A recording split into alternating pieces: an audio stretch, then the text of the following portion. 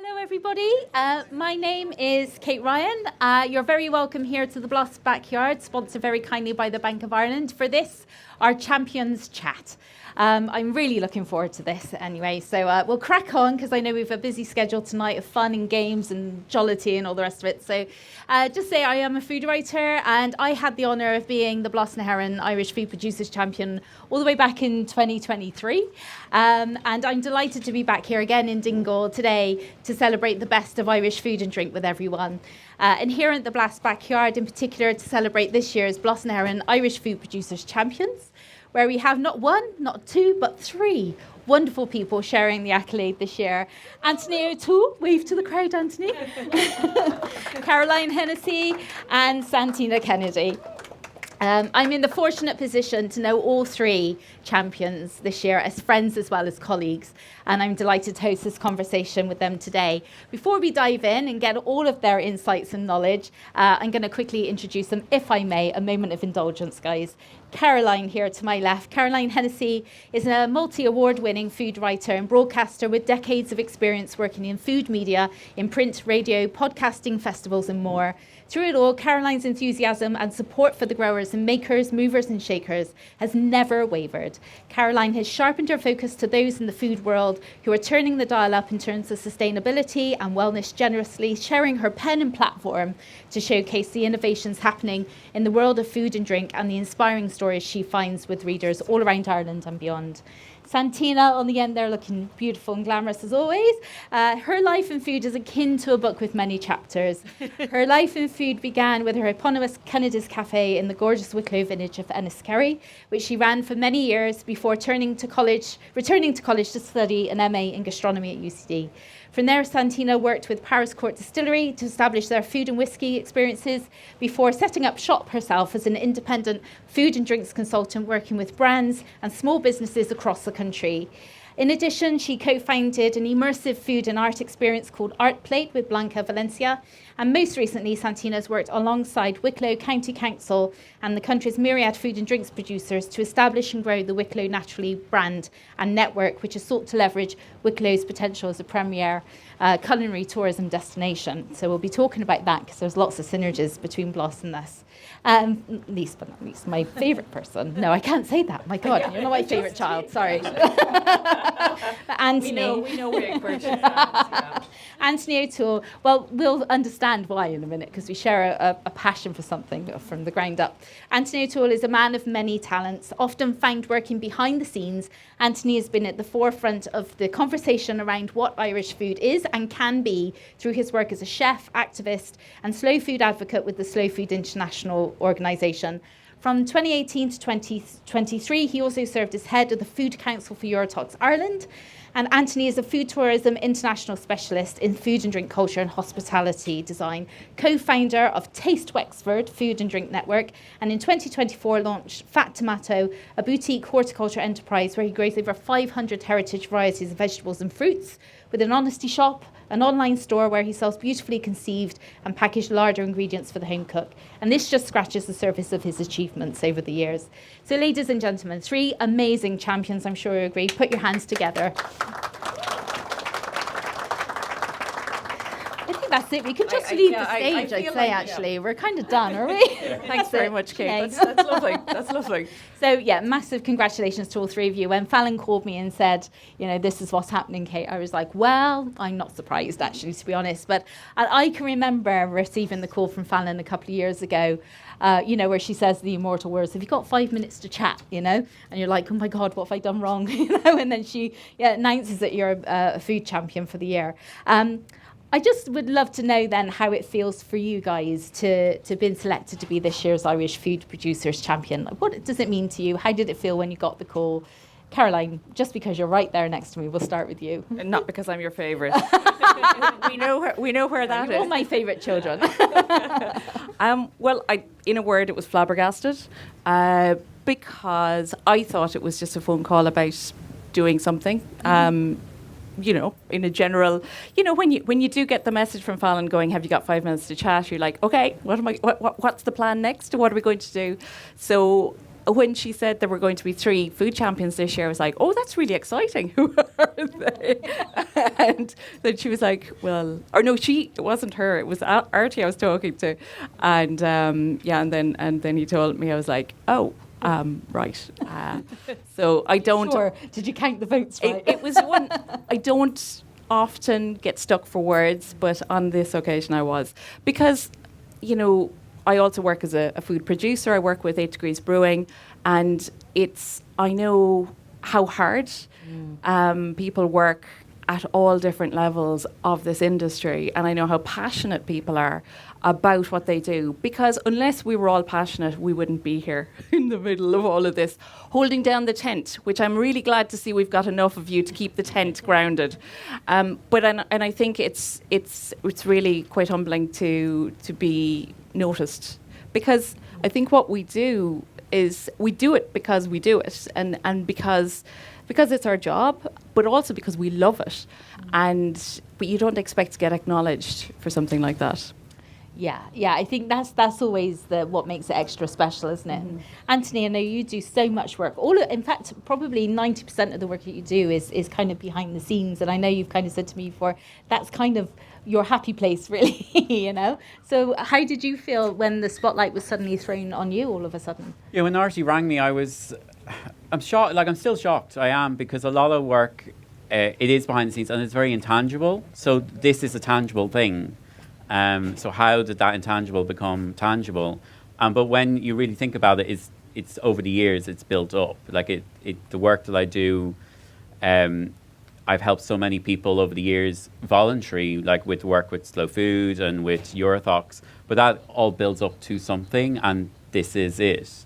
But I'm still shocked. We were traveling down today, and we were chatting about that. I'm still shocked about it. And the good thing about it, this is not just something that will go. This is something that you can build on and use the platform to help the community to grow going forward, which I think is great. And that's one thing I love being with 3 people this year, because it's not just one on your own, it's 3, and then you're joining a community of producer champions who I know very, very well. So, yeah. And it's brilliant. It's really, really good to get those encouragement, like your text when you heard out and other producer champions. I don't know if anyone knows that, but the Artie and Fallon let the previous producer champions know before anyone else knows, which is really, really nice to get that, because it's like you're welcome in a community of a bigger community.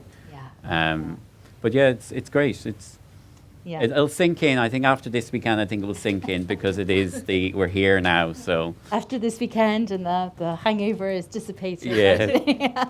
And Santina, I know, for you as well, again, a lot of your work is behind the scenes, but also, every fibre of your being is all about just championing other people. So, is it, how was it for you to kind of receive the news all of a sudden? Just, I'm never struck with shyness, but I actually can't look out there now, because it's actually oh my God, it's actually real. We're really here. This really happened. I was actually working behind the scenes with a hotel in Killarney at the time, and Fallon knew that I was in, and as the week the news was break, so she actually arranged to meet me for coffee, but she said, I want to meet you for coffee, Fallon, if you're here, I want to tell you something, but I need to tell you in person. And I was thinking, oh my God, that sounds really serious. She mustn't want me to come to Blas this year. And so I actually couldn't believe it. And you know what, when I'd been thinking about, because I always think with the previous champions, especially with yourself and with Connor before that, and all of the champions, I always think that's so well deserved. But actually this year I was thinking, God, 2 people who really deserve that now are Caroline and Anthony. I'd love to see one of them getting it. And when they said there were 3, I actually just couldn't believe it, and I still can't. And I'm so honoured, because I genuinely, who honestly would go into this business for money? no sane person. We all do it because we absolutely love it. And I suppose in my previous life I'd worked with so many small producers and seen how hard the work is and what they do to raise the platform of Irish food in general. So I've been kind of driven and motivated by doing whatever I can to champion them. So I suppose the fact I do that out of a love of the whole food culture. So to see it recognised was just, I'm honestly really humbled, and I'm just brave enough to look out there and go, oh my God, we're on stage and lights are on us and this really happened. It's all real. Thank you. It's Yes. definitely real. But I take that point there, and yeah, I completely agree with you. And I suppose what I love about the food community in Ireland is that we all work so well together, and we all work in multiple different aspects. But then we come together here in Dingle for a weekend like Blast, and we're just, the one thing that unites us all is just a passion for good food and drink in an Irish context. And it blends together, and then ultimately we're reminded that we're all working towards the same goal, basically, which is to support, promote and encourage Irish foods to be the best that they can be. So if we can sweep aside any hint of modesty at the moment, I'm really keen to kind of know, because we all work in very different aspects, or you all work in very different aspects, what do you think the BLOS community kind of saw in the work that you do that kind of would make them decide that these are the people that I want to raise up this year and say, these are our champions? Anthony, we might start with you. Oh, wow. I think because we are in a difficult climate at the moment, I am not afraid to talk about the difficult problems, but to come up with solutions, not one solution, because one solution doesn't fit everyone, but multiple solutions. So that positivity around things and connecting people in different networks. I think that's the main reason why I've been recognised, particularly for this year. Like I've always talked about sustainability and environmental, and and the fun and the lifestyle around food and drinks. So food, the magic doesn't just happen in a kitchen. It doesn't happen in a retail space. It happens outside of those. It's like, this is why BLOS is so magical, because we're all outside of our comfort zone. We're not in our work. And this, we would see it is work. This is work. This is actually more important than what you actually do on your day-to-day basis, because you get to think about what's happening, later on in terms of future problems, looking back at the past, and you're meeting people who have the same problems as solutions, and that's why this is so important. So it's great for that. Yeah, that's a really good thought process actually on that. There are so many problems in the industry, but there are so many opportunities as well. And I think what BLOS shows us as a community, we'll talk about this in a minute, is that kind of safety in numbers almost, or the power of 10, that a lot of people. And the thing that I keep saying, and it's like, impact doesn't need a spotlight to matter. Yeah. So the littlest things are actually quite big. Yeah. And that's something like just getting here today is a big achievement in the weather that we are. That's a big thing. And the evening that we'll have afterwards, those things are big impacts, because you're making that time for it. Yeah, for sure. I love that. And Caroline, what about yourself? Because again, you work in media and lots of different media, but you are, intimately acquainted with food production with the brewery, for 8 Degrees Brewery. So, it's a mix. It's kind of like there's lots in the bag for you, So what do you think in particular people sort of said Caroline should be our champion this year? Well, I know that when I was talking to Artie about it, he pointed out that, we've all worked behind the scenes, and we've all worked as producers or very close to producers, and very close intimately, as you just said. And I think you can recognise that. Like, I know how hard it is. I know what it is like to wake up at 3 o'clock in the morning and go, what the hell have we done? Why did we buy all that stainless steel? And I know how difficult this can be. And I come from a background where my dad was he set up his own garage, so he was self-employed.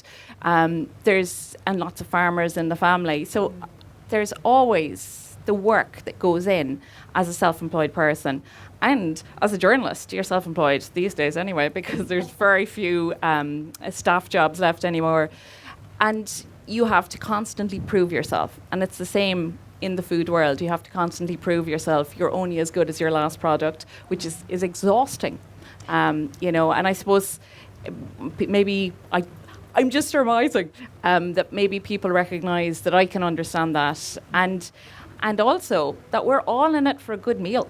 You know, it's like we are here as well because we all enjoy food and exploring food and trying new things. Yeah. And it's that curiosity and adventure and the chance of discovering something new is what makes eating on your own doorstep so exciting. Yeah. Yeah. And actually, we might take that point of eating on your own doorstep and the work that you've been doing over the last few years in Wicklow. So, you know, one of the things, and Drew perfectly mentioned it then in his opening address about the Blast family and the Blast community, you know, and you know, I think the first time I ever met Drew actually was the first year I ever was at Blas na Heron, and we were at the same table in the Dingle Skellig Hotel when it was still down there all those years ago. But it is that feeling of instant community, the pop-up community. But the work you've been doing down in Wicklow, for Wicklow Naturally, and working alongside Wicklow County Council, tell us a little bit about that. Like, how do you feel as though, what's the power that you have in leveraging that sort of sense of community, that sense of network, and what does it mean for producers as well, like in terms of that network and helping people together? Well, Wicklow Naturally was it's the food and drink network of County Wicklow, sort of established and supported by Wicklow County Council, and it was set up in the same year that I was ready. I just finished the Masters and I was ready to get stuck into something, and as you say, I was working in one of the member organisations at the time, Paris Court Distillery, and I was trying to bring local produce in onto their menu, so there was a great synergy there already, but I was dying to get writing and curating and things, so I volunteered my services with this new network, and before I know it, I was just completely hooked.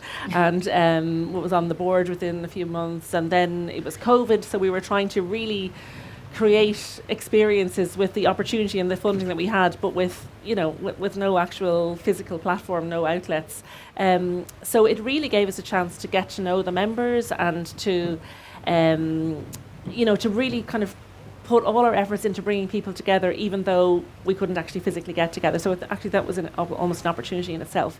But I think it's what I've got out of that is that I've been a volunteer, I've been a board member, I was eventually the coordinator of the network, but I was also working for one of the members. So I've seen it from all angles.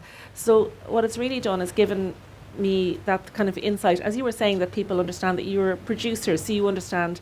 So I got the understanding of every viewpoint in it and what everybody needs from it. So, the council are giving funding to this organisation, but that doesn't stop there. How do you actually get members involved? And then people will sign up and pay their membership fee, and some will kind of go, well, that's it, I'm signed up to that. But others will really step forward and volunteer themselves. And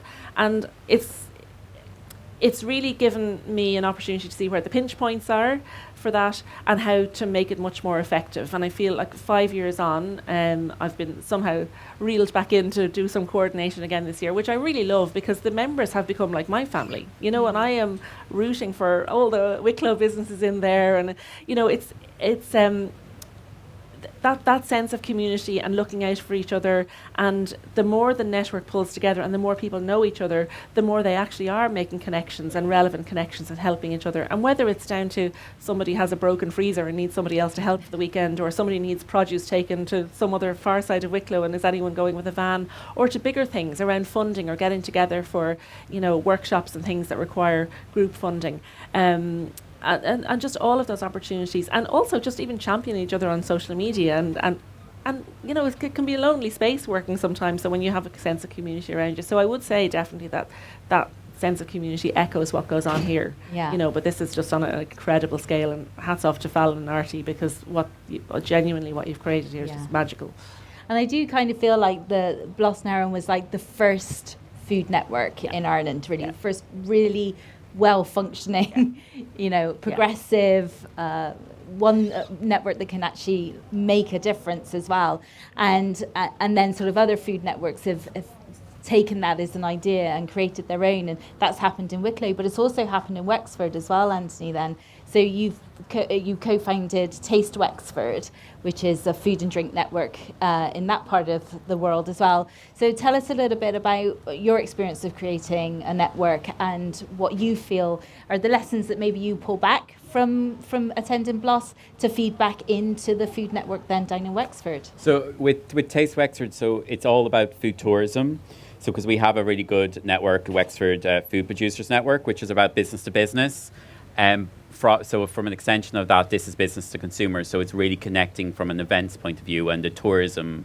But when Taste Wexford is all about engagement with locals first, because if the locals don't know the story of the local food and drink, the visitors are not going to know. And then if the visitors and locals are not going to know, the tourists are definitely not going to know. So we always, first of all, educating locals and making sure any event or festival that local food and drink were the core part of that, and make sure they're telling a story. So it's not about quantity, it was about quality and hand-picking people. So one will suit one event and another will suit another event. And then throughout the year, we'll have that storytelling. And then working with Tourism Ireland and Fáilte Ireland, making sure going out to, if you're in, because the Southeast has a strong connection with Wales and with France, so making sure that the boats are telling that story. And then when there was I've done events in Cherbourg on the Irish ferries to make sure that the dignitaries and the travel people over there know the story and they get the taste of what's coming next. So it's to feed them, because with media, as you know, you need to keep feeding the story 6 months, a year down the line. And that's something that I always do with my clients and I do with networks. And voluntary is people, you're working on something, are people knowing about that? It's something that I always go in when I'm working with anyone is, okay, all right, well, I know you're working on that now, but what's next? Because that's the thing that I really am interested in, because that's the thing you can make a big impact in. Yeah. And that's what the community of Taste Wexford is about. It's about supporting each other, and if they're doing an event, get other people to come in, because you can't do it all on your own. No. So if you're doing a media event, or if you have a school trip coming in or an industry trip, reach out to the local food and drink and get them to partner with you and take responsibility and share the love, and then vice versa. And that's what we've built on over the years, which is great, because now I can see, a few weeks ago, we had an inquiry for a group of people from Mexico coming over to Ireland for 3 months. They're doing Ireland and England, but they want to base themselves in Wexford for a few weeks because they see the modern Irish food story, again, because of the England and the French and Spanish and stuff with Wexford being a transport hub to spend there, and then they're going to go out. So they've asked us to create a tour. So it's great, because that came from the work of Taste Wexford. So I love that. So on one hand, you've got the food and drink network that's talking together, supporting each other, kind of the things happening in Wicklow. But then Taste Wexford is then the next level up, which is, well, actually there's a tourism proposition here where we can take the stories of the producers and actually make a compelling story to make Wexford, in this case, a tourism destination, and pull people in that way and get people to experience the food and drink culture of the region in that way. And I love how you kind of talk about the stories there, because stories basically is what drive the likes of you and I, for sure, in the work that we do. So, when you are coming to BLOS then every year, I'm sure you're on that, as well as, having fun and celebrating everybody's achievements. But I'm here for work. I'm here for work. And that's a very important part of work, is having fun and celebrating. It is, 100%. But it is looking for stories. It is looking for stories. So what kind of do you look for? What catches your eye? Or, there's hundreds of producers here today. What's the kind of thing that you might be looking for that maybe you can share with the audience here today that maybe will spark an interest into a way that a producer can share their story differently, or more in a more compelling kind of way? Well, I suppose, Anthony said, the media is always looking for something new. And I know that because I'm pitching to editors all the time, so they are always looking for something new. Mm-hmm.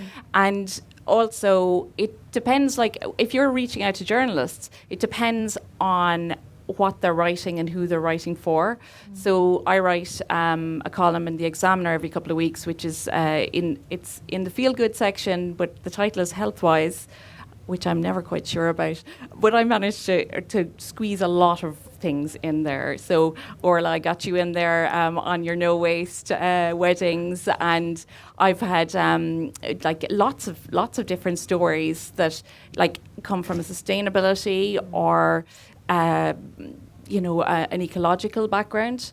So, which is all to do with health, as I keep telling my editor. I'm, working on I'm interviewing Scale Bakery tomorrow morning about their cookbook.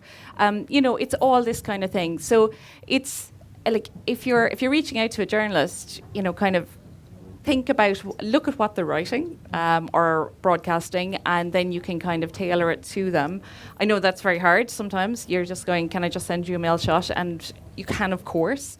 But, and journalists, like, a lot of the time, I'm like there pitching a story that I might have got from somebody down here or from a visit to Wicklow or to Wexford, but the editor won't bite, So it's my responsibility to get that through, but sometimes if the editor isn't going to pick up on it, it doesn't matter how good the story is, it doesn't work out. So, it's like always, a compelling story is a compelling story. Yeah. And we're always looking for new stories. And look, humans love storytelling. And I suppose there are thousands of little stories based in there that are, in each pot of jam or each pat of butter. I see you there, Catherine. And, in all of those little things, there's lots of different stories, and that's why it's so lovely coming down and seeing them all together. And sometimes it mightn't be the first time you see a product. Also, it kind of it needs legs in some ways. But it's always worth having a chat with somebody. And we're all here for the weekend, and we're all have name tags on as well. and we're all on social media. Yeah. So that's the thing. You can find us and you can contact us. I think that's the key thing. Like, I've spoken to a number of producers that, very, tentatively are like, can I send you an email? And it's like, no, say it with gusto. Of course we're here. Like, we wouldn't have anything to write about if we didn't have your stories. So never be afraid to approach a journalist or somebody working in any kind of media. You find the media and you find the journalist that you like, and you reach out to them and you pitch that story with as much passion as you possibly can. But there is, I think somebody was saying to me there's 700 products, I think, inside the tent today. I don't know if that's 100% correct, but a lot anyway. I'd say thousands. But a lot. Thousands would have That's come the through. ones that are like our finalists, this year, which is incredible. But I wonder, as a final thought, the future of Irish food. We've come a long way over, since Bloss's inception. Ireland is known for its primary production. Last year or the year before, I think we were talking about collaboration between producers, which is kind of creating another level, which is really interesting for our food industry. What's next? What are the challenges? What are the opportunities? What are the innovations that you see coming down the line as people that work inside and outside looking in? Over to you. Santina, we'll start with you. Well, I, as you know, I'm a glass half full person and only see opportunities. So the space that I'm working in now really is developing events and experiences that feature food. So that food and experiences and food and sport and food and culture and food and art in particular is what I'm interested in, and food and nature and food and poetry and food and literature and food and music and food and whatever kind of event you go belong together, because rather than this thing of we'll go for our dinner and then we'll go and do the thing, why not make the thing a part of the meal experience? So, for example, the gallery experiences that I've been doing recently with the National Gallery, where we've taken people in and to see Irish art, and then they'll have a meal experience after that, or a tasting experience. And that was an opportunity for me to get small Irish producers onto the table in the National Gallery, where there isn't normally that opportunity. So for me personally, it's looking at those places where Irish food and Irish artisan producers don't necessarily show up, and giving them the opportunity to show up. So I would say to anybody here, that's what I'm looking for. I'm looking for the produce that wants to get into a place where it doesn't normally have the spotlight. And that's when, the journalists come in. So Janine did a lovely feature on us last year of that art plate experience for the Farmers Journal, showcasing that. So it's a kind of an indirect route to getting some publicity, but also retail space and spaces on menus. So that's where I would love to see things going. That's the work that I love doing, is making those connections. Fantastic. Anthony, you're in this space up to your eyeballs. So tell us what you see. I think simplicity is going to be something that was really, really simple, but has a really good story. So like I see Catherine down there, Salt Rock Dairy, like butter, farmhouse cultured butter. It's so simple. It's part of our heritage, but it's not so simple because it takes so much energy to put that pad of butter, and that with some potatoes and some Dingle sea salt, that has a story. Like there's so much story in that bowl of potatoes, with the butter and lashings of butter. It's just like those are the things. Like look what's happening in bread now at the moment with School Bakery, Pure Bakery. Like they're looking at the grains, Seagull Bakery, who started that and supporting loads of other people. And that's the other aspect, is the support, collaboration, but true collaboration and support. Like I love what O'Donnell's Crisps and Ruvesi are doing. God, yeah, that's and amazing. they're talking tomorrow, so anyone come tomorrow. But that's brilliant. Two producers at different levels supporting each other and telling that story together, which is magical. And that's part of the Bloss. Like Bloss has made that happen. I'm fully sure that's what's happened there. But working on those collaborations and thinking outside of the box as well. I hate people who copy things because Ireland is so small. And I say Ireland of Ireland, reach out and look at the point of difference, and it could be something so simple, but will have a massive big impact. Tiny details, as they say. Yeah. And final word there, Caroline, before we wrap up. What do you see in your vision? With kind of accumulation of the two of your ideas coming through, because experiential is hugely important, because we don't just want to go out and sit down and have dinner. We want to have an experience with our dinner. The dinner might be the experience, but also what goes on around it. Also, we want to be able to look on the menu, and I very strongly believe this, you want to look on the menu and see where the food has come from. I don't want a menu that just gives me 3 words for each course. I want to know where that food has come from, because my experience is enhanced by knowing that. And that's a collaboration as well, with chefs and with producers, and also the collaboration of when people really work together, it makes a better story, and it also for us as journalists, it works much better in terms of pitching it to your editor as well, and it's like then people will want to latch onto that. And you can take 2 brands that are quite well known, put them together and making something magical, and then suddenly everybody is running around the place. Deals, I found them. Trying to find those crisps. So so that's the thing. And it's to go out there looking for the stories and telling the stories and just having really good food. Amazing. So everybody, thanks so much for listening. These are our champions. They're going to be here all weekend long. So do come up, say hi, engage with them, talk to them, get their insights, get their experience and their knowledge, drain them for everything that they have. This is an opportunity. Thanks so much. Not at 3 o'clock in the morning. If you do anything else out. Maybe they're most vulnerable. Thanks very much, everybody. Have a great weekend. Thanks, Kate.